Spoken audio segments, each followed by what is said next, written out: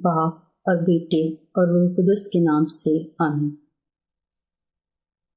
मुकद्दस यूहन्ना के मुताबिक अंजील सन 90 से सन 100 में लिखी गई। मुकद्दस यूहन्ना यीशु मसीह की जिंदगी और कलाम को मत्ती, मरकस और लूका की अंजील से मुख्तलिफ अंदाज में बयान करता है। यूहन्ना इन सच्चाइयों पर ख़ास तवज्जो देता है कि यीशु खुदा का जिंदगी बख्श कलमा है, वो खुदा का बेटा है, वो अलमसीह और जिंदगी की रोटी है, जिंदा पानी का सरचश्मा, मुर्दों को जिंदा करने वाला, राह, हक और जिंदगी और हकीकी ताक है। यूहन्ना की अंजील का अव्वलीन मकसद ये है कि सुनने वाले यीशु के अलमसीह इब्ने खुदा होने पर ईमान लाएं और उसके नाम से जिंदगी पाएं। अंजील मुकद्दस मुताबिक मुकद्दस यूहन्ना। आए खुदावन तेरी तमजीद हो। बाब 1। इब्तिदा में कलमा था और कलमा खुदा के साथ था और कलमा खुदा था। यही इब्तिदा में खुदा के साथ था। इसी से सब कुछ पैदा हुआ। एक भी चीज जो पैदा हुई उसके बगैर पैदा ना हुई। उसी में जिंदगी थी और जिंदगी इंसानों का नूर थी और नूर तारीकी में चमकता है और तारीकी ने उसे कबूल ना किया।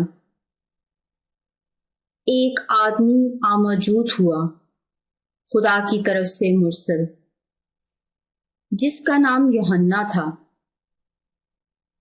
ये शहादत के लिए आया कि नूर की शहादत दे, ताकि सब उसके वसीले से ईमान लाएं। वो खुद तो नूर ना था, लेकिन नूर की गवाही देने के लिए आया था। हकीकी नूर वो था जो हर इंसान को मुनव्वर करता है, जो दुनिया में आता है। वो दुनिया में था और दुनिया उसी से पैदा हुई और दुनिया ने उसे ना पहचाना। वो अपने मुल्क में आया और उसके अपनों ने उसे कबूल ना किया, लेकिन जितनों ने उसे कबूल किया उसने उन्हें इक़्तिदार बख्शा कि खुदा के फर्जंद बने, यानी उन्हें जो उसके नाम पर ईमान लाते हैं। वो खून से नहीं, न जिस्म की ख्वाहिश से, न आदमी के इरादे से, बल्कि खुदा से पैदा हुए और कलमा मुतजस्सद हुआ और हम में सकूनत पजीर हुआ और हमने उसका जलाल देखा, बाप के वहीद का जलाल, फजल और सच्चाई से मामूर। यूहन्ना उसकी बाबत शहादत देता है और पुकार कर कहता है, ये वही था जिसके हक में मैंने कहा कि जो मेरे बाद आता है वो मुझसे मुकद्दम ठहरा, क्योंकि वो मुझसे पहले था। उसकी मामूरी में से हम सब ने पाया, यानी फजल पर फजल। क्योंकि शरीयत मूसा की मार्फत दी गई, मगर फजल और सच्चाई यीशु मसीह से पहुंची। خدا کو کسی نے کبھی نہیں دیکھا۔ خدائے مولود وحید جو باپ کی گود میں ہے، اسی سے منکشف کیا ہے۔ شہادت یوحنا۔ اور یوحنا کی شہادت یہ ہے کہ جب یہودیوں نے یروشلم سے کاہن اور لاوی اس کے پاس یہ پوچھنے کو بھیجے کہ تو کون ہے، تو اس نے اقرار کیا اور انکار نہ کیا، بلکہ اقرار کیا کہ میں تم المسیح نہیں ہوں۔ تب انہوں نے اس سے پوچھا، پھر کیا تو الیاس ہے؟ اس نے کہا کہ میں نہیں ہوں۔ کیا تو النبی ہے؟ اس نے جواب دیا کہ نہیں۔ تب انہوں نے اس سے کہا کہ پھر تو ہے کون، تاکہ ہم انہیں جواب دیں جنہوں نے ہمیں بھیجا ہے۔ تو اپنے حق میں کیا کہتا ہے؟ اس نے کہا کہ جیسا اشعیا نبی نے کہا ہے، میں ہوں پکارنے والے کی آواز بیابان میں، خداوند کی راہ کو سیدھا بناؤ۔ اور یہ جو بھیجے گئے تھے وہ فریسیوں میں سے تھے، اور انہوں نے اس سے سوال کر کے کہا کہ اگر تو نہ المسیح ہے، نہ الیاس، نہ النبی، تو پھر استباغ کیوں دیتا ہے؟ یوحنا نے ان کے جواب میں کہا کہ میں پانی سے استباغ دیتا ہوں، مگر تمہارے درمیان ایک کھڑا ہے جسے تم نہیں جانتے، یعنی میرے بعد کا آنے والا، جس کی جوتی کا تسمہ میں کھولنے کے لائق نہیں ہوں۔ یہ باتیں اردن کے پار بیت عنیہ میں واقع ہوئیں، جہاں یوحنا استباغ دیتا تھا۔ دوسرے دن اس نے یسوع کو اپنی طرف آتے دیکھا اور کہا، دیکھو خدا کا برا جو دنیا کا گناہ اٹھا لے جاتا ہے۔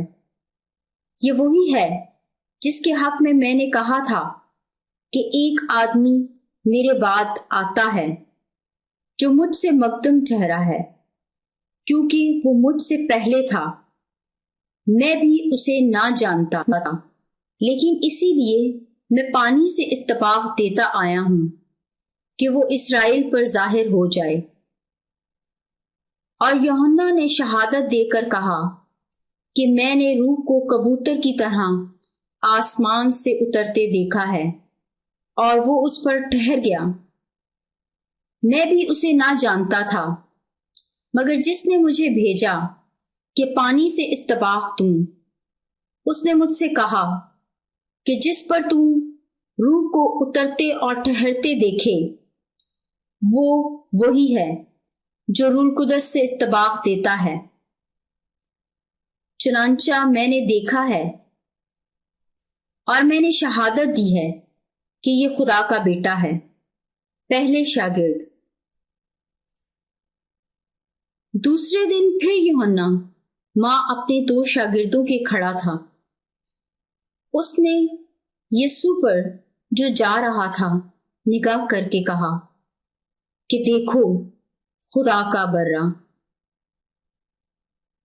اور ان 2 شاگردوں نے اس کی یہ بات سنی اور یسوع کے پیچھے ہو لیے۔ یسوع نے مڑ کر انہیں پیچھے آتے دیکھا اور ان سے کہا، تم کیا ڈھونڈتے ہو؟ انہوں نے اس سے کہا کہ ربی، تو کہاں رہتا ہے؟ اس نے ان سے کہا، آؤ دیکھ لو گے۔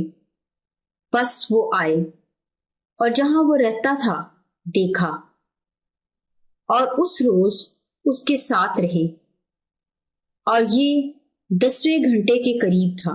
ان دونوں میں سے جو یوحنا کی یہ سن کر اس کے پیچھے ہو لیے تھے، ایک شمعون پطرس کا بھائی اندریاس تھا۔